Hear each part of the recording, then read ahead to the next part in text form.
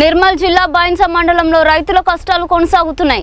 మాటేగం మొక్కజొన్న కొనుగోలు కేంద్రంలో రైతులు అమ్మకానికి తెచ్చిన మొక్కజొన్న రాసులకు కాంటాలు వేసినా తలరించకపోవడంతో రైతులు ఆందోళన వ్యక్తం చేస్తున్నారు.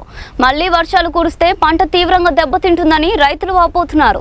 2 వారాల క్రితం తీసుకొచ్చిన మొక్కజొన్నను గోనె సంచులు లేవనే కారణంతో కొనుగోలు నిలిపివేశారని తెలిపారు.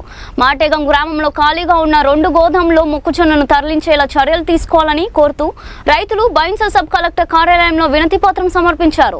ప్రభుత్వం అధికారులు స్పందించి మొక్కజొన్నను త్వరితగతిన కొనుగోలు చేసి గోదాములకు తరలించాలని డిమాండ్ చేశారు.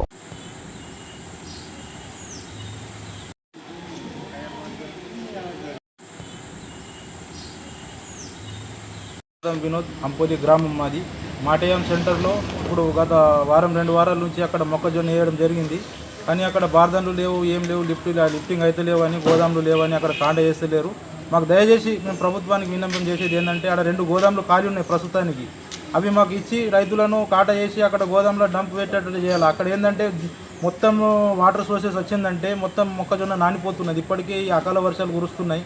కాబట్టి మాకు రైతు కోసం అర్థం చేసుకోవాలని మా యొక్క విన్నపం. నా పేరు వెంకటరెడ్డి, మాటేగం.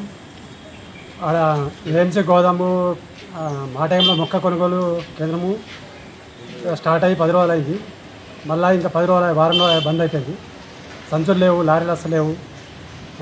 అందుకొరకే ఇప్పుడు వర్షాలు, అకాల వర్షాలకు వర్షం పడ్డదనుకో మొత్తము నానిపోతాయి. అదేవిధంగా అక్కడ 2 ఏఎంసీ గోదాములు ఖాళీ ఉన్నాయి.